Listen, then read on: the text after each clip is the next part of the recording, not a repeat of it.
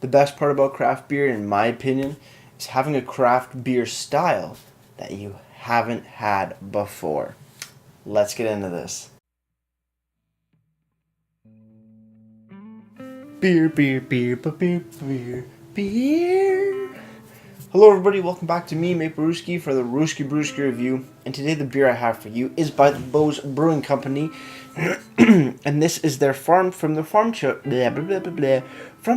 table series. This is their Hopfenlager, coming in at 6.6% alcohol by volume, and no IBUs listed on this big bottle, but the website is showing that it's coming in at a modest 45 IBUs. So a Hopfenlager. I have no idea what it is. We're going to read up about it in a little bit later on, but this is what the bottle looks like. It's like a machine's head, or a robot's head being built with parts. That spells out Hopfenlager.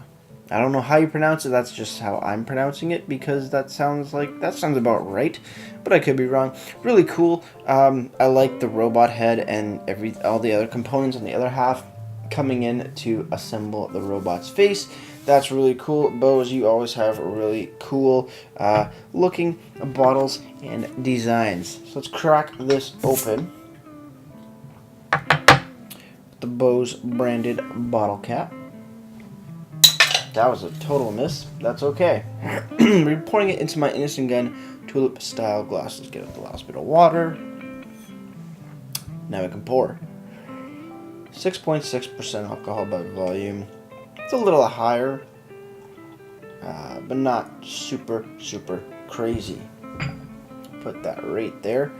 And looking at the beer, it is a very nice golden yellow color. Decently hazy. You can see the shadow when you look through it off the light, but it's not super hazy, or as Albano Rano would call it, hazy crazy, but it's still pretty hazy. Nice little color, nice little bit of a white cap on top as well. Let's have a smell. Ooh, spicy. Sort of smells like a saison almost. Yeah, like white pepper, funky yeast. That's interesting. Touch of malty, touch of hoppiness as well. I'm interested. Let's have a sip.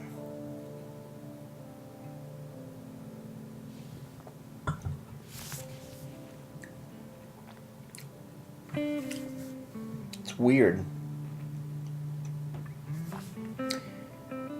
It starts out like a lager, moves in quickly, very quickly, into a saison, just a bit, with a mix of like piney bitterness, and then ends very savory, very umami flavored, very like that. Umami is like that, very savory. I wouldn't say meaty, but meaty is really where your mind goes. Sort of flavor. So it goes from like quickly lagery, bready to piney, hoppy, and then piney, hoppy, funky, yeasty like a saison, and then umami flavor. It's like 3 to 4 styles put into one. Very interesting. Cheers, guys.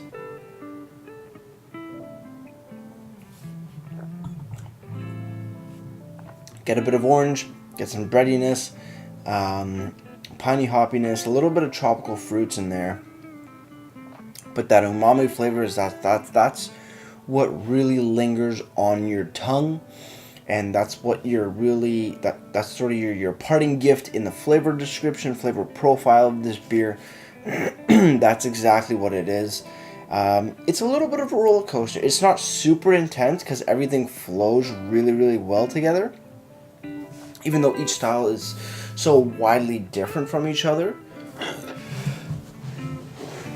But the transition of each flavor, even though it's very quick, it's put together really, really well. It's quite interesting and quite amazing. And that 45 IBUs, I get that, but it's well balanced. That's the word that I'm looking for. It's a well balanced beer.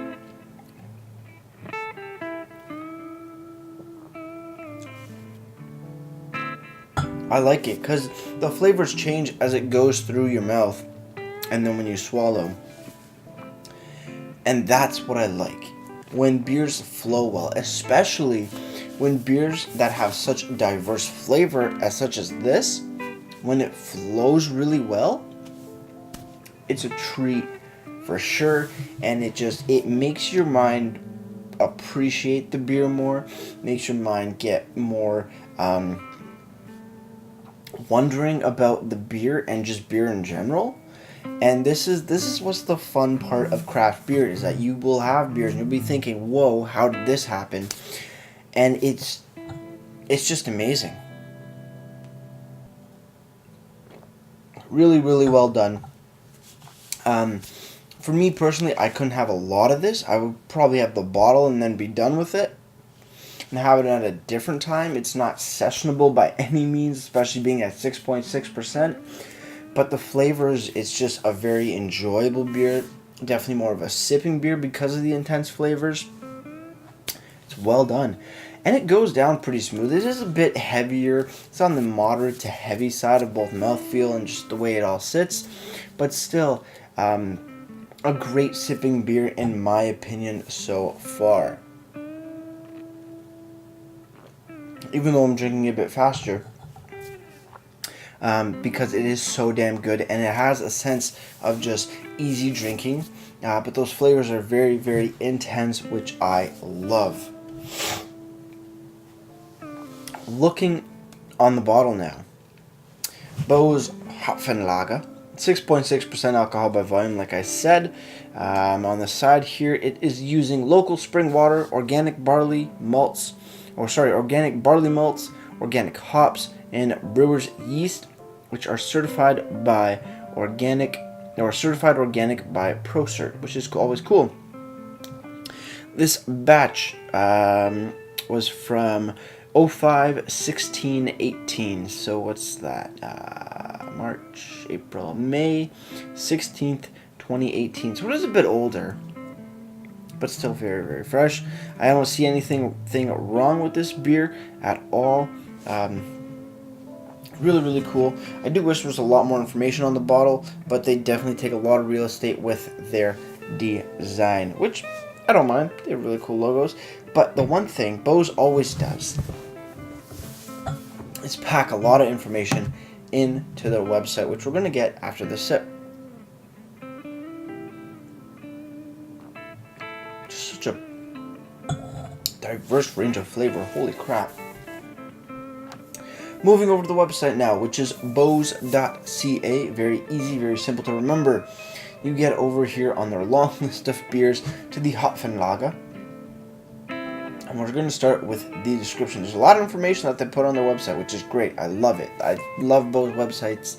Our website, it's just packed full of information. We're going to get to it right now. Beaus Farm Table Series are easy to enjoy beers interpreting classic or emerging beer styles. In Hopfenlager, the clean, crisp backdrop of a lager sets the stage for perfectly allowing the herbal and light peppery spice characteristics of Alsatian, Barbe Rouge, and Mistral hops to truly shine. A perfect choice for the lager lover who just can't get enough hops, history, and style. Also called an India Pale Lager, the Hopfenlager is a relatively new hybrid style which is fermented like a lager, but hopped more like an IPA. That's really cool. Creating a clean and crisp lager-like finish with an amplified hop character.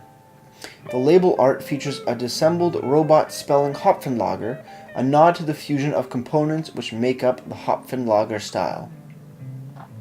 That's actually really cool. Lager-based, brewed like a lager with a lot more hops.